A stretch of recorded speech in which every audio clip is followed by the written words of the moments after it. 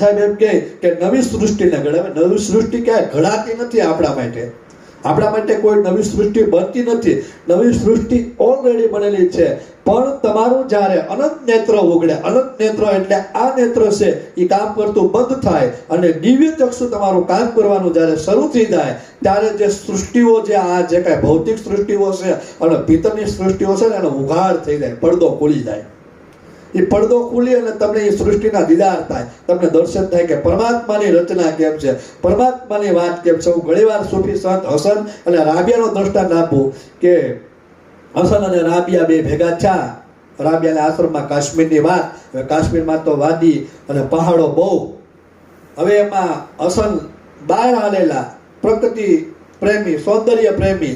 હસન બહાર ગયા એટલે હસન પક્ષીઓ કલરવ કરે, સૂર્યના કિરણો, મંદ વાયરું વાતાવરણ થાય અને પાણી જળજળ ખળખળ અવાજ આવે. અને હસને રાબિયાને એમ કીધું કે હસન તમે બહાર આવો, પરમાત્માનું એ કે કેવું સરસ મજાનું એ કે સૌંદર્ય છે.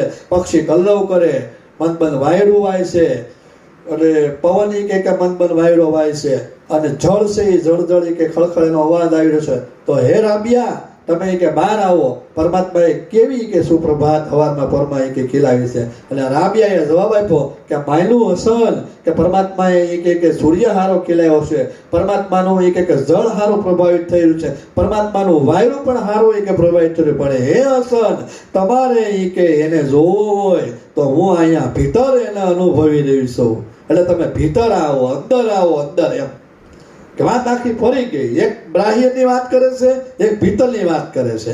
બાહ્ય પણ પરમાત્માએ જે કાંઈ બનાવ્યું છે એ પણ બરોબર છે, પણ જે બનાવનાર છે, જે સર્જનહાર છે એને હું ભીતર અનુભવી રહ્યું છું. એ હસન તમે ભીતર આવો. અને કથા એમ કહે છે ને હસન તો અંદર ગયા ભાઈ. અંદર ગયા હતા તો રાબિયાને પ્રકાશ થઈ રહ્યો. ઓહો એ કે આ. અને હસન એની સામે બે ગુરુભાઈ હતા. અને હસન રાબિયાની સામે બેહી અને નતમસ્તક થઈ અને કે આ બધું શું છે. અને ભીતર એને દીદાર કરાવ્યા. કહેવાનો મતલબ એમ છે કે છોટો સાહેબ એમ કે અનંત નેત્ર ઉઘડે. અનંત નેત્ર ઉઘડે એટલે આપણી આજે દિવ્ય ચક્ષુ થઈ જાય પછી અનંત નેત્ર ઉઘડે, નવી સૃષ્ટિને જડે. હવે નવી સૃષ્ટિ છે એ કોઈ ઘડાતી નથી, પણ અનંત પ્રકારનું આપણને જ્ઞાન પ્રગટ થાય. અનંત પ્રકારના આપણે પરમાત્માના જે રહસ્યો છે, આ કીડીથી લઈને હાથીમાં કેમ હાલી રહ્યો છે, આ અણુમાં કેમ બિરાજમાન છે, રહસ્ય આપણને ઉજાગર થાય, રહસ્ય આપણને ખુલે. એમ આ રોમે રોમે રામ રસ ચડે, સખી ઉન્મુખ કુવો અમૃત નો ભર્યો રે.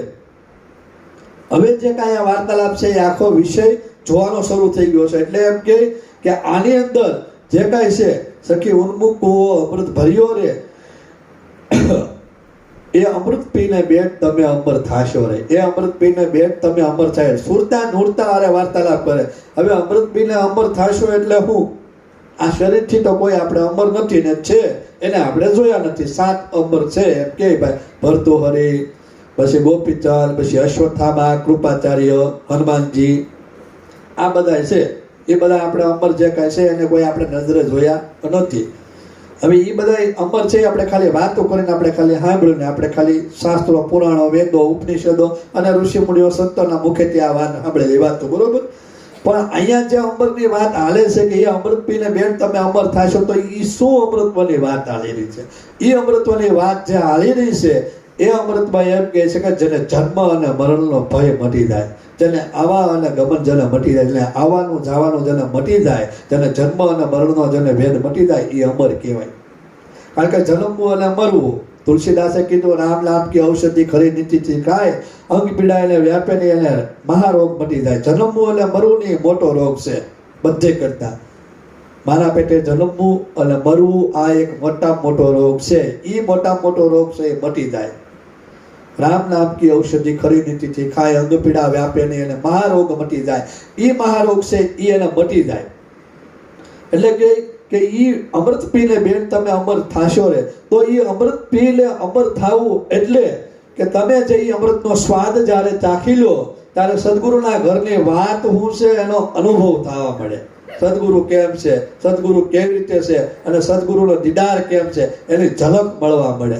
એટલે આપણે ભૌતિકમાંથી જ નવરા નથી પડતા, જે ભૌતિકમાં જ રમણ કરી. જ્યાં હોય ને ભૌતિકમાં બાપુ આવે ત્યાં બાપુનો પગ સાંભળવા મળે, બાપુને પગ ધોવા મળે એટલે પણ એનાથી પાર આપો, એનાથી પાર પડો. ગુરુ હોય, ગુરુ એને એમ કહે છે કે આ નથી, એ જરૂરી છે, એ હોય છે, પણ ત્યાં અટકવાનું નથી, ત્યાંથી આગળ જવાનું છે, ત્યાંથી આગળ ગતિ કરો. દરેક ગુરુની એક ફરજ હોય છે કે દરેક સાધકોને ગતિ કરાવવી પડે. પછી પોતાના કર્મ ધર્મ પ્રમાણે, પોતાની બેલેન્સ પ્રમાણે ગતિ ન થતી એ વાત આખી અલગ છે, પણ કરાવવી પડે. ગુરુનું કામ જ છે. હું ઘણી વાર એમ કહી દઉં છું કે જીવન સાહેબે 18 ગુરુ કર્યા, તો ઘણા મને એમ કે ભાઈ ગુરુ બદલાવાય નહીં. મેં પોતે 8 કર્યા, હું વારંવાર કહું. મને બધા એમ કે તમે વારા ઘડિયા શું કહેતા 8 ગુરુ કર્યા? મેં તો મારો મુદ્દો પહેલા લેવો પડે, એટલે મારે કહેવું પડે. જીવન સાહેબને પછી લેવાય, આપણે આમાં બેઠેલા આપણે કે તો 18 ગુરુ કર્યા તો કે ગુરુ દોષિત ન થયા હોય 18 ગુરુ, કારણ કે આપણને તો એવું જ ભણાવવા હોય કે ગુરુ બદલાવાય નહીં, ગુરુ બદલાવો તો ગુરુ દોષિત થાય, પાપ લાગે. હું પોતે એમ કહું છું કે ગુરુ ત્યારે કોઈ શિષ્યને બનાવે ને, હરેક સાધક ગુરુ શું લેવા કરે? ગુરુ કાંઈ રૂપાળા જોઈને ગુરુ ન થાય. ગુરુ શું લેવા કરવામાં આવે? ગુરુ એટલા માટે કરવામાં આવે છે કે તમારા જન્મનો ભેદ જાણવા માટે. ગુરુ એટલા માટે કરવામાં આવે છે કે તમારો આવાગમનનો ભેદ જાણવા માટે. ગુરુ એટલા માટે કરવામાં આવે છે કે નિર્વાણ શું છે, મહાપદ શું છે, આ પદ માટે થઈને ગુરુ કરવામાં આવે છે. હવે એ માટે થઈને આપણે ગુરુ કરીએ. હવે એમાંથી કાંઈ ન હોય તો શું થાય? તો પછી ગુરુ છે ને એ શિષ્ય દોષિત થાય. ગુરુ દોષિત શિષ્ય થતો નથી. શિષ્ય છે એ ગુરુ દોષિત નથી થતો, પણ ગુરુ શિષ્ય દોષિત થાય. કારણ કે એને તો એ પારંગત તો કર્યો ને, એને તો એ દીદાર તો કરાયો નહીં, તો કાયદેસર નિયમ પ્રમાણે ગુરુ દોષિત થાય ને. આ તો મારી પોતાની વાત છે ને આ વાત ત્યાં મને જરીકે સંકોચ નથી આવતો. હું લેવા કે મેં આવું જોયું છે, મેં જીવનમાં જાણ્યું છે ને, જેને આવી જેને કહેવામાં જેને તેવડ હોય ને એ જ વાત કરીએ. કે હું તો જાહેર મંચ ઉપર કહું, બધાને કહું કે શિષ્ય કોઈની દોષિત ન થાય. શિષ્ય જ્યાં ગયો છે એ મેળવવા હાટું ગયો છે, ન મળે તો શું કરે? વિયો જાય, બીજા ગુરુ કરી નાખે, એમાં શું થઈ ગયું? તો એ ગુરુ દોષિત થાય, પણ ગુરુ છે એ શિષ્ય દોષિત ન થાય. એ એક નવાઈની વાત છે. એટલે શિષ્યને છે ને પારંગત કરવો એ ગુરુના હાથની વાત છે. એટલે ગુરુને ફરજિયાત કોઈ શિષ્યને પારંગત કરવો પડે, તો એ અમૃત પીને બેન તમે અમર થાશો. હવે આગળની જે આખી વાત આવે છે એ આખી વાત સાંભળવાની સાથે સાથે જોવાની પણ આવે. સખી વાજા વાગે તુર આગળ તમે જાશો રે. આપણી અંદર મહાપુરુષ સંતોએ નાદ સાંભળવાનું કીધું. દરેક સંતોએ નાદનું કીધું. ગગન મંડળમાં જોઈ લો ત્યાં તો ગડગડ અનહદ વાગે. જીવન સાહેબને પણ કીધું, ભીમ સાહેબે, હે જીવન જીવને જ્યાં રાખીએ જ્યાં વાગે અનહદ તોરા જીવન જોતું જળહળે વર્ષ નિર્મળ દોરા. હે જીવન જીવને જ્યાં રાખીએ જ્યાં વાગે અનહદ તોરા. દરેક સંતોએ આની અંદર ભીતર અવાજને પહેલા સાંભળવાનું કીધું. કબીર સાહેબ કે કોઈ સુનતા હે ગુરુ ગુરુ જ્ઞાની ગગન में आवाज होती है ઝીણી ઝીણી. દરેક સંતોએ અવાજને સાંભળવાનું કીધું, નાદને સાંભળવાનું કીધું. પણ કયો નાદ? કોઈ વેણુ નાદ, બત્રી નાદ, ઢોલક નાદ, ચાદર નાદ, અનેક પ્રકારના નાદ સંતોએ સાંભળવાના કીધા. અનેક પ્રકારના સંતોએ સાંભળ્યું. ચાંદરી, બંસરી, વેણુ, સિંગી, સારંગી, અનેક પ્રકારના સંતોએ સાંભળ્યા. પણ અહીંયા જે વાત હાલી રહી છે, અહીંયા જે સરદાર સાહેબ વાત કરે એણે માત્ર અવાજની વાત ખાલી કરી છે અને પાછળનો વિભાગે પાડ્યો. સખી વાજા વાગે તુર આગળ તમે જાશો રે. વાજુ વાગી રહ્યું છે, અવાજ થઈ રહ્યો છે, પણ તમે એનીથી આગળ જાયજો. હવે મોસ્ટ ઓફલી આપણે બધા શું છે, અવાજ સાંભળી ગયા એટલે દીદાર થઈ ગયો, અવાજ સાંભળી ગયા એટલે પૂરું. એમ કિશનદાસ બાપુ અહીંયા સત્સંગ કરી રહ્યા છે, તો કિશનદાસ બાપુના સત્સંગમાં અવાજમાં મોહિત થઈ ગયા. પણ કિશનદાસ બાપુ ક્યાં સત્સંગ કરી રહ્યા છે, કોના ઘરે સત્સંગ કરી રહ્યા છે, કયો સત્સંગ કરી રહ્યા છે, એ કોઈને ખબર નથી. એટલે એક આ પાણી મુકાઈ દેજો.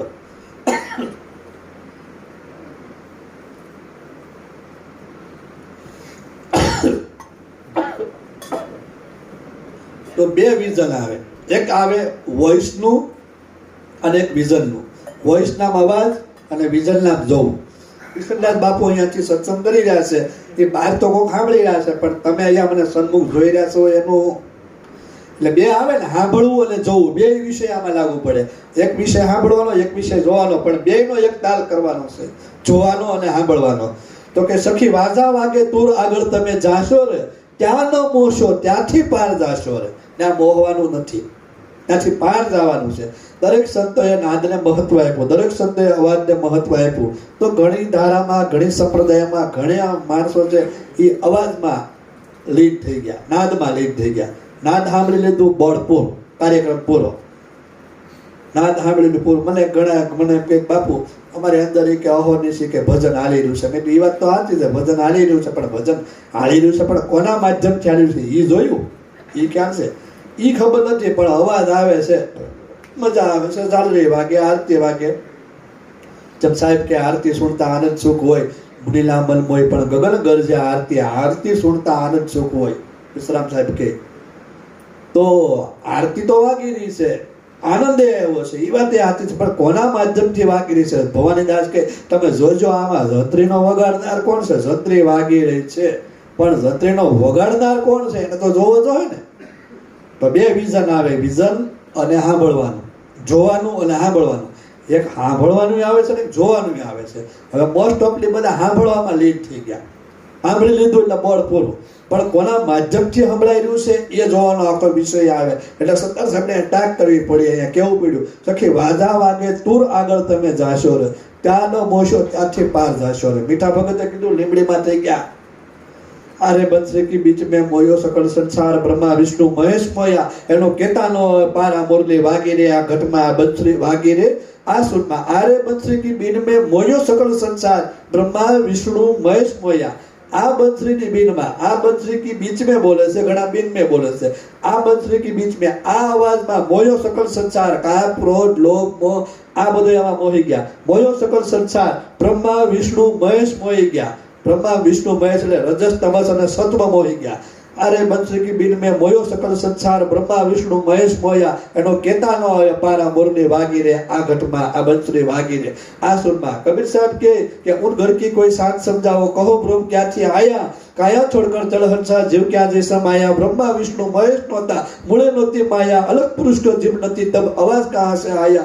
उन घर की कोई शान समझाओ, कहो ब्रह्म कहांથી आया, अलग पुरुष ने जीव નથી, तब आवाज कहां से आया. આખો પ્રશ્ન ઊભો થયો. તો અહીંયા એમ કહે છે કે આરે બંસરી કી બીન में મોયો સકળ સંસાર, બ્રહ્મા વિષ્ણુ મહેશ મોયા, એનો કેતાનો આવે પાર. તો કે સખી વાદા વાગે તુર આગળ તમે જાશો રે, ત્યાંનો મોશો ત્યાંથી પાર જાશો રે. પછી હવે આખી વાત દીદારની શરૂ થઈ જાય છે. તો કે હું સખી અગમ અગોચર ધામ આગળ આવે રે. મહાપુરુષ સંતોનો કેટલો અનુભવ હશે અને એનો કેટલું ભજન કર્યું હશે એ તો તમે વિચાર કરો. એને આપણે આખી વાત મૂકી દીધી, નાભીથી લઈ અને આખીને વાત મૂકી દીધી. સખી અગમ અગોચર ધામ આગળ આવે રે, ત્યાં જળહળ જોત ખૂબ ચમકાવે રે. અગમ અગોચર, રામદેવ પીર કે અગમની અગોચર વીરા વાતું છે આગ્યું, અને પોતાનો પામે પાર આ જૂનો જૂનો ધર્મ આબાદ રાખી બોલીએ, જેનો વેદ કરે છે ખાણ, આ અગમની અગોચર વીરા વાતું છે આગ્યું રે. રવિ સાહેબ માટે એમ કીધું, ગમ નહીં આપે કહી બતાવો, કહે ઈડામ જો ઉત્તર ન મળે તો ફોગડ ગાયેલા મત ગાવો. ગમ નહીં અગમ નહીં, અગમથી આવ્યો સુગમમાં સમાળો, એને નૂર તણો પ્રકાશ મારા વીરા, આ બલહારી ઘટ ભીતર બોલે રે, નિજ નામના હુઆ પ્રકાશા, તમે ઉનકી કરી લો ઓળખાણ મારા વીરા, આ બલહારી ઘટ ભીતર બોલે રે. અગમથી આવ્યો સુગમમાં સમાળો, અગમથી આવ્યો જોગીડો, અગમથી આવ્યો આ રૂપનો સ્વરૂપ જોગીડો, અગમથી આવ્યો. અહીંયા જે કે છે સરદાર સાહેબ એ આખી ભૂમિકા ફરી જાય છે. સખી અગમ અગોચર, જેનું તમે વર્ણન ન કરી શકો. અગમ આપણે ગુરુને ગમ તો આપણે જાણીએ કે જેમ કીપ સાહેબે વાણીમાં કીધું કે ગુરુ ગમ ખોજો રે આ ઘટમાં રે. હવે આપણે ગુરુને ગમ તો લઈ લીધી, પણ હવે આખો વિષય આવે એ અગમ નો આવે, જ્યાં ગમ પૂરી થઈ જાય. અગમ અગોચર ધામ આગળ આવે રે, એને ધામ શબ્દ પ્રયોગ કર્યો. હવે અગમ અગોચર ધામ આગળ આવે એટલે એ જોવાનો વિષય છે, પણ આ આંખનો વિષય નથી, આ શ્રવણનો વિષય નથી. આખો સ્ટેપ આખો ફરી ગયો છે, આખો વિષય આખો ફરી ગયો. પેલા વિષય આખો જે શ્વાસ ઉશ્વાસ નો હતો, પેલા વિષય આખો શબ્દનો હતો, આખો વિષય દીદારનો વિષય શરૂ થઈ ગયો. કારણ કે સાંભળવાનો આવ્યો, વાંચવા આવ્યો, એટલે હવે આખો જોવાનો આવ્યો. સખી અગમ અગોચર ધામ આગળ આવે રે, ત્યાં જળહળ જોત ખૂબ ચમકાવે રે. જીવન સાહેબે કીધું કે જા સોહાગણ જા ગગડિયામાં જોત જલત હે જા, જા સોહાગણ જા ગગડિયામાં જોત જલત હે જા. ત્યાં જળહળ જોત ખૂબ ચમકાવે રે, ત્યાં જળહળ જોત ખૂબ ચમકાવે રે. તમારી અંદર શૂન્ય શિખરમાં ત્યાં જોતનો જ્યાં દીદાર છે, ત્યાં જોત થઈ રહી છે, એ ખૂબ ચમકાવે. ખૂબ ચમકાવે એટલે શું કે એનું વર્ણન ન થઈ શકે એવો જોત જ્યાં જળહળી રહી છે. અગમ અગોચર ધામ આગળ આવે રે, ત્યાં જળહળ જોત ખૂબ ચમકાવે રે. સખી 10મા દ્વારને માય એ તાળું જડ્યું રે, એ તો અલગ પુરુષ બેન એ તાળું ઘડ્યું રે. હવે આગળ જે આખી વાત આવે છે એ વાત આવે છે 10મા દ્વારની. નાભીથી શરૂઆત કરી, ત્રિવેણીથી વાત લઈને સીધું 10મા દ્વારની વાત આવી. કેટલું બધું અઘરું પડ્યું. 10મો દ્વાર કેટલો અઘરો પડે. આપણે ખાલી સીધું અહીંથી લઈને અહીંયા જ વાત કરી, આમ લઈને આમ ફોડીને વી ગયું, પણ એ કાંઈ એટલું બધું હેલું નથી, એ કાંઈ ફૂટે એવું નથી. આમ સખી 10મા દ્વારને માએ તાળું જડ્યું રે, એ તો અલગ પુરુષે બેને તાળું ઘડ્યું રે. 10મા દ્વારને માએ તાળું જડ્યું રે. હું ઘણી વાર એક દ્રષ્ટાંત આપું, અમારે મેરો આપાને લઈને કહેતો, એટલે અમારા જૂના મિત્ર અને મારા ગાઢા સ્નેહી, એટલે એનું નામ લઈને લઉં એટલે વધારે મને મજા આવે. અને ક્યારેક ક્યારેક સત્સંગમાં હોય એટલે લઈને પાછું કંઈક હળવળ હાલે એમ, કે કંઈક બાકી રહી ગયું છે એમ, મજા આવે એમ. એક શેઠ હતા, એના એક ઘરે નોકર કામ કરે, એટલે પછી એના જાત્રાએ જાઉં ને તે એમ કહે કે હાલે હવે અમે જાત્રા જઈ. પહેલાના સમયની વાત, ત્યારે એટલું બધું વાહનની કાંઈ વ્યવસ્થા હતી નહીં, એટલે જાત્રા જાય એટલે 6 મહિના થઈ જતા, વરસ થઈ જતો, પાછા આવે ન આવે. મોટું જબર મકાન, અને મકાનનું ચાવીનો જુડો એને આપીને ગયા. એ કે તું મારો જાણીતો અને મારો જૂનો નોકર છો, એટલે આ તને આખું કે ચાવી જુડો આપીને જાય છે, બરોબર. અમે આવી ત્યારે તારે એ કે પાછું અમને દેવાનું. અને નોકર એટલે રૂમમાં રહી, ખાય પીવા હાલર કરે. શેઠ જાત્રાએ ગયા, સમય ગયો 6 મહિના છા, અને શેઠ પાછા એમ કેમ આવી ગયા. એમ કેમ આવી ગયા, નોકર હાટું ઘણી વસ્તુ લેતા આવ્યા, નોકરને આપે તો નોકર આમ પૂછ ન થાય, રાજી ન થાય. તો કે કેમ? એ કે હું છું. એ કે આ દુનિયામાં કોઈનો વિશ્વાસ કર્યા જેવું છે નહીં. હું તમારે અહીંયા 20 વર્ષથી નોકરી કરું, પણ વિશ્વાસ કર્યા જેવું છે નહીં. તો કેમ? એ કે પણ હું છું તને એ કે આખી કે મકાનની આખી હવેલી ચાવી દઈ ગયા, તો એ કે તને એમ છે વિશ્વાસ, પણ તમે ચાવી દઈ ગયા આમાં એ કે લાગી તો નહીં. આમાં ચાવી કે લાગી તો નહીં, એનું શું કરવું? આમાં ગુરુ હવાયા, ચેલાય હવાયા.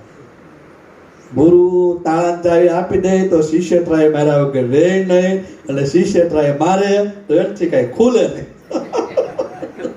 એટલે બે હરખા ગુરુ ચેલાય, બે દાવ રમી. એને એમ કે હું ટ્રાય મારીને ખોલી લઉં તો આપણે કંઈક મેળાવી. ગુરુ એનથી હવાય, એટલે શેઠે હવાયા, એને ડુપ્લિકેટ પકડાવી દીધી એમ. તો આ જે વાત છે તો ખાલી રમૂજ આપણે દ્રષ્ટાંત પૂર્તિની વાત છે, પણ મહાપુરુષો સંતો એમ કે સખી 10મા દ્વારને માએ તાળું જડ્યું રે, એ તો અલગ પુરુષે બેને તાળું ઘડ્યું રે. 10મો દ્વાર તમારો અને મારો છે, 6 ચક્ર ભેદ થઈ શકે, પણ 10મો દ્વાર સદગુરુ સિવાય ભેદ થાય નહીં. કોઈના બાપની તાકાત નથી, કોઈ ભેદ ન કરી શકે, આમ બળથી થાય જ નહીં. ત્યાં સદગુરુ હોય ને એ જ તોડી શકે, બાકી કોઈ ન તોડી શકે. આપણી ચેલેન્જ સાથે કહું, બાકી આ પડેથી કાંઈ ન થાય. જ્યાં સુધી ભીતરના સદગુરુ મહારાજના દીદાર ન થાય ત્યાં સુધી તાળું તૂટે નહીં. 10મું દ્વારને માએ તાળું જડ્યું રે, એ તો અલગ પુરુષે બેને તાળું ઘડ્યું રે. અલગ પુરુષ, આ શરીરની અંદર 5 પુરુષ છે.